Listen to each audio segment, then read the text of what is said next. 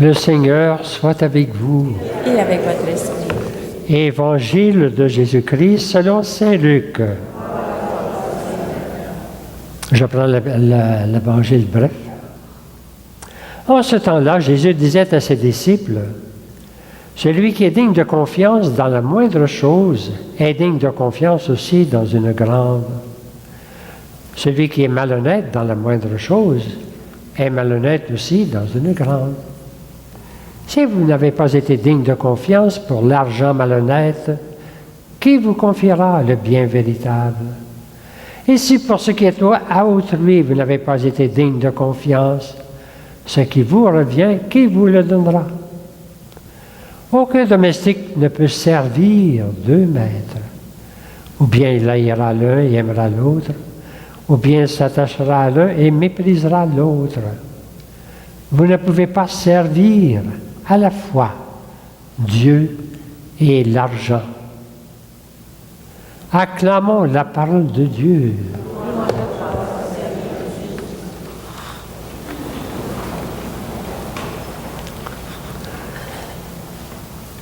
Quand nous ouvrons l'Évangile, il nous est posé une question. On a toujours une question.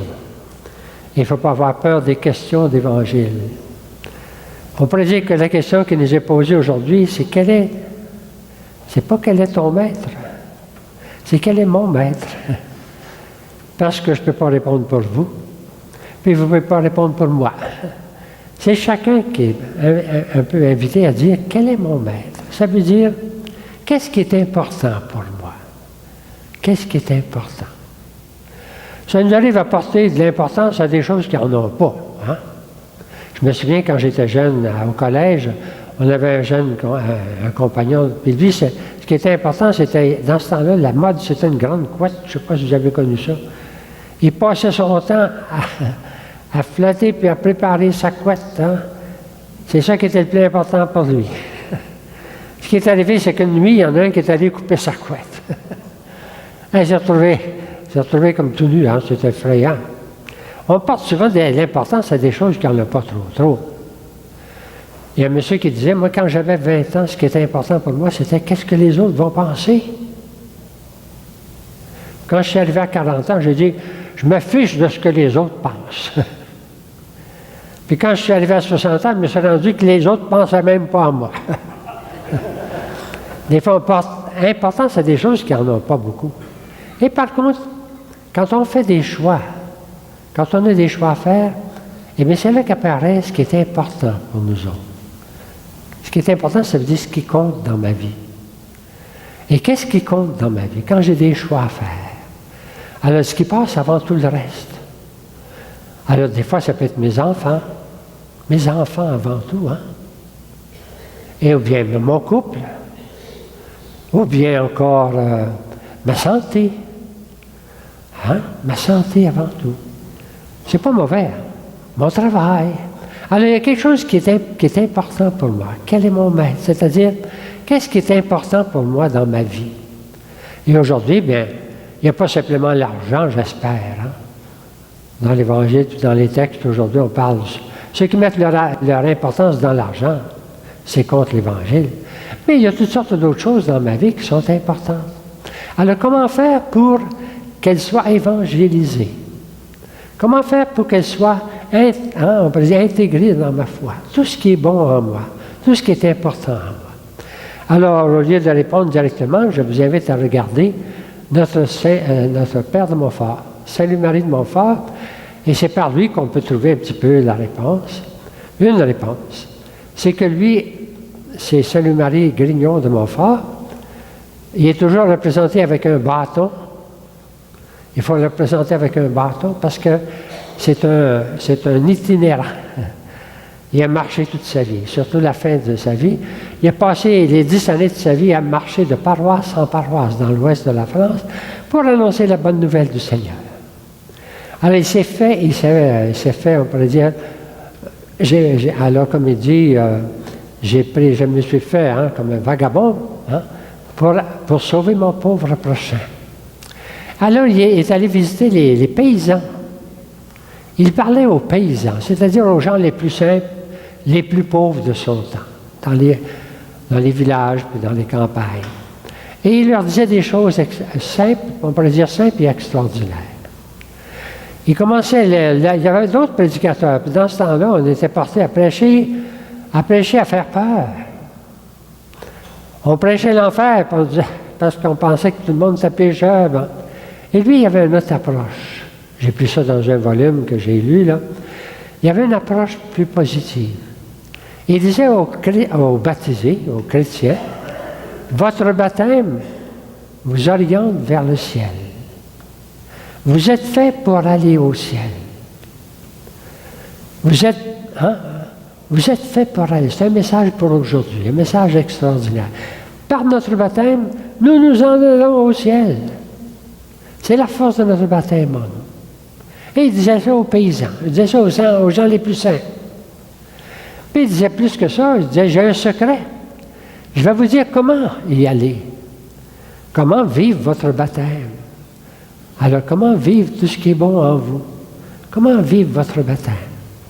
Alors, son secret, bien, c'était de lui dire quel chemin prendre. Je ne sais pas si vous êtes déjà allé à Saint-Néry de Bellechasse. Il n'y a personne qui est allé là, hein? C'est un petit village dans le sud de Québec. Je m'en souviendrai tout le temps, parce que c'était là que je suis allé faire mon premier sermon, il y a 58 ans. J'ai été ordonné en 1958, puis ça fait 58 ans.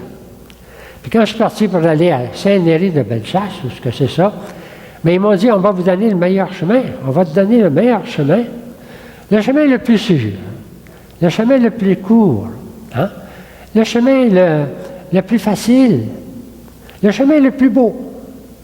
Je m'en souviendrai tout le temps. Parce qu'il disait, il parlait comme le père de Montfort.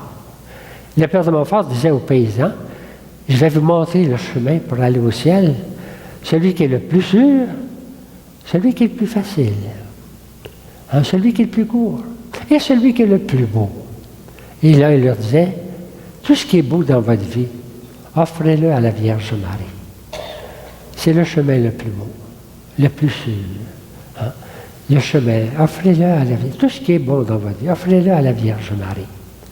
Comme il parlait à des paysans, bien, il disait, si vous aviez une pomme à offrir au roi, ça dans le temps du roi Louis XIV, hein, eh bien, n'allez pas l'offrir au roi, offrez-la à la reine. La reine va enlever s'il y a un morceau qui n'est pas bon, et puis elle va l'offrir au roi pour vous autres. Et c'est pour ça qu'il disait, à Marie, c'est la reine. Hein. Et puis, offrez tout ce que vous avez de bon dans votre vie à la Vierge Marie. Et puis, il faut que ce soit vrai. Il faut que ça vienne du cœur. Et c'est pour ça qu'il l'a appelée Marie, Reine des cœurs. Le sanctuaire dans lequel nous sommes, c'est le sanctuaire à Marie, Reine des cœurs. C'est comme une invitation à tout offrir, tout ce qui est beau dans notre vie, tout ce qui est important dans notre vie, à l'offrir au Seigneur par les mains de la Vierge Marie, la Reine des cœurs, c'est-à-dire tout ce qui est bon dans notre vie. Il faut que ce soit vrai, il faut que ça vienne du cœur. Et puis un dernier conseil qu'il leur donnait, c'était de dire, au moins chaque jour, dites « Je vous salue Marie ». Dites au moins un par jour, du fond du cœur. Prie pour nous pécheurs. Prie pour nous pécheurs. Maintenant et à l'heure de notre mort. Dites-en au moins un par jour. Puis il disait aux gens, aux paysans, quand vous allez mourir, vous allez me remercier de m'avoir écouté. Jusqu'à la mort. Alors, il nous indiquait le beau chemin pour aller, pour accomplir notre baptême. Nous sommes orientés vers le ciel. Et puis, comme tout le monde, comme tous les baptisés, et nous offrons au Seigneur, par la Vierge Marie, tout ce qui est plus beau dans notre vie, tout ce qui est important. Vous pouvez laisser faire les cheveux, vous pouvez laisser faire, mais tout ce qui est important dans notre vie, on va l'offrir à la Vierge. Alors, si vous voulez, on va dire « Je vous salue Marie », du fond du cœur. Du fond du cœur. On va se lever, on va dire à la Vierge Marie, comme disait Sainte Marie de Montfort, « Je vous salue Marie, pleine de grâce, le Seigneur est avec vous. Vous êtes bénie entre toutes les femmes, et Jésus, le fruit de vos entrailles, est béni. Sainte Marie, Mère de Dieu, priez pour nous, pauvres pécheurs, maintenant et à l'heure de notre mort. Amen. Et notre foi, nous la professons ensemble en disant, je crois en Dieu, le Père Tout-Puissant,